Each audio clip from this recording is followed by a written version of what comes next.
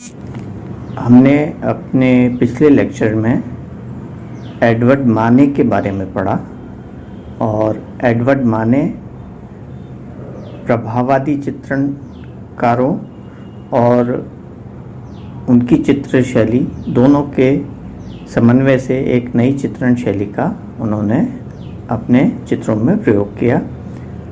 वह प्रभाववादी चित्रकारों को संबल प्रदान करते थे, उनके साथ खड़े रहते थे, फिर भी वह प्रभाववादी चित्रकारों की कला प्रदर्शनी में स्वयं भाग नहीं लेते थे।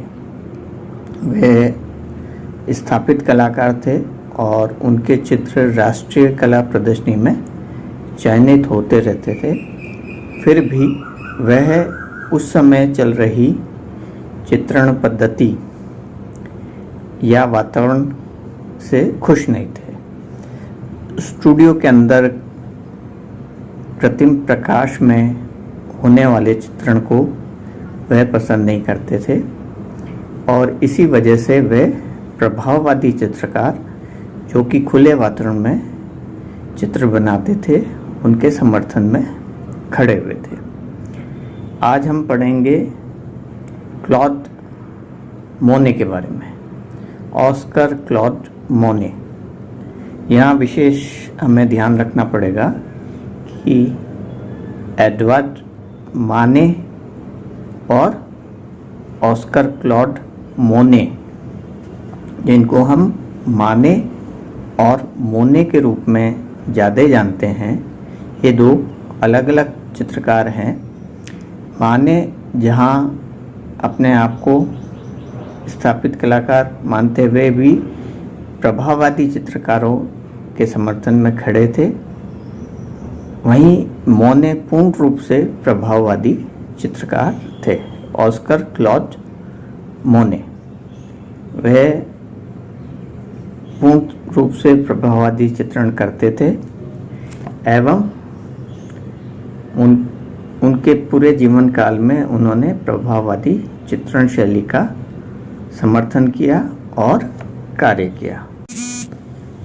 ऑस्कर क्लॉड मोने का जन्म 14 नवंबर 1840 को पेरिस, फ्रांस में हुआ था और इनकी मृत्यु 5 दिसंबर 1926 को 86 वर्ष की उम्र में जीवर्नी, फ्रांस में हुई थी। काफ़ी लंबा जीवन इन्होंने जिया और जीवन पर्यंत यह कार्य करते रहे। फ्रांस के रहने वाले थे, इसलिए राष्ट्रीयता फ्रेंच थी। अपनी चित्रों की वजह से जाने जाते हैं, इसलिए मूलतः पेंटर रहे और जो वाद या इज्म उनके द्वारा चलाया गया या उसके लिए उन्होंने जीवन पर्यंत कार्य किया, वह था इम्प्रेशनिज्म या प्रभाववाद। इम्प्रेशनिज्म का एक मुख्य चित्र या प्रतिनिधि चित्र उन्हीं का था, वह था इम्प्रेशन सनराइज। इम्प्रेशन सनराइज से ही इस वाद का जन्म हुआ या उसकी पहचान बनी। इसके अलावा उनके प्रमुख चित्रों में Rouen cathedral series, London parliament series, water lilies, haystacks और पॉपुलर्स जैसे विभिन्न श्रृंखलाओं के चित्रों को हम जानते हैं। अब हम उनके जीवन के बारे में कुछ जानकारी लेंगे। मोने का जन्म, जैसे मैंने बताया कि 1840 में पेरिस, फ्रांस में हुआ था। उनके पिता एक जनरल मर्चेंट के व्यापारी थे और उनकी कला उनमें जन्म से ही थी। वह मात्र 16 वर्ष की आयु में ही ल आव्र में एक व्यंग्य चित्रकार और के रूप में प्रचारित हो गए थे और उनकी ख्याति हो गई थी। सन 1862 में मोने ने पेरिस में ग्लेर नामक एक चित्रकार की चित्रशाला में स्टूडियो में अपना प्रशिक्षण आरंभ किया और कार्य किया वहाँ, और अस्वीकृत चित्रकारों की जो 2 प्रदर्शनियाँ हुई थी उसके बाद क्लेयर ने वह चित्रशाला बंद कर दी थी और मोने फिर स्वतंत्र रूप से चित्रण कार्य करने लगे थे। पहले ऐसी परंपरा थी कि चित्रकार किसी स्टूडियो से अटैच हो जाते थे या उसके साथ वहाँ रह के चित्रण कार्य करते थे, और ग्लेयर का स्टूडियो इसी रूप में था। और जब वो बंद हो गया तो वह स्वतंत्र रूप से कार्य करने लगे। इस समय क्लोद मोने ने समान विचारों वाली एक चित्रकार संगठन बना लिया और ये सभी फॉन्टेब्लो जंगल के समीप शैली नामक गांव के निकट प्राकृतिक चित्रण करने लगे। इनको भी वही फीलिंग या भावनाएं होती थी जो माने को थी। स्टूडियो के अंदर बैठ के कृत्रिम प्रकाश में चित्रण करना इन्हें पसंद नहीं था और इसीलिए ये प्राकृतिक चित्रण हेतु इन्होंने एक संगठन बनाया और फॉन्टेब्लो जंगल था वहाँ पर एक गांव में जाकर, शैली नामक गांव में जाकर प्राकृतिक चित्रण करने लगे। यहाँ पे बारबीजा नामक एक संगठन और था जो प्राकृतिक चित्रण ही करता था। उनसे इनका परिचय हुआ और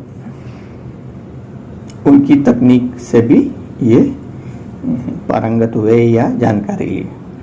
और 1866 में मोने ने कामिल नामक एक युवती का व्यक्ति चित्र बनाया और ये उस समय फ्रांस की राष्ट्रीय कला प्रदर्शनी में स्वीकृत भी हुआ, प्रदर्शित भी हुआ।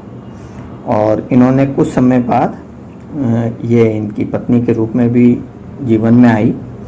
और 1868 में मोने का बाग में स्त्रियां शीर्षक का चित्र उनके एक मित्र थे बाजिए ने क्रय कर लिया या खरीद लिया।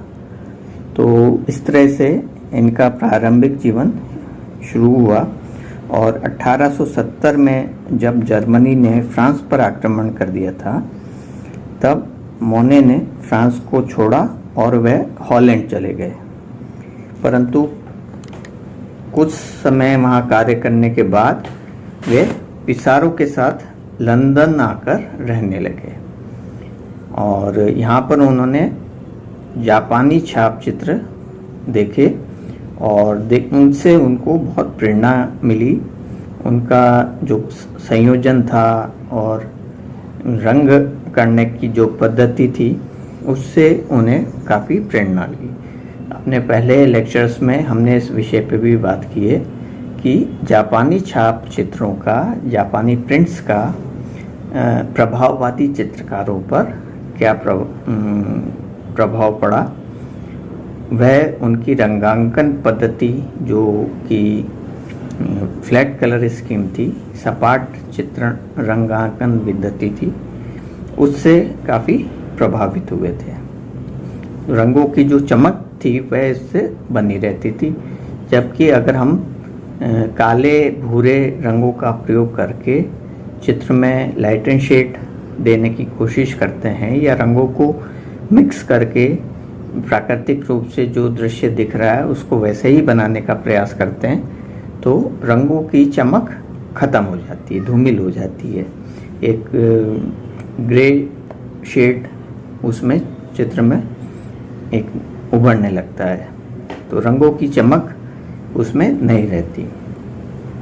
मोने ने लंदन में टर्नर के नैसर्गिक दृश्य चित्र भी देखे और वह इन चित्रों के विविधतापूर्ण रंगीय घटनाओं के द्वारा प्रकाश तथा परिवेश के प्रभाव को भी देखकर अचंभित हुए थे।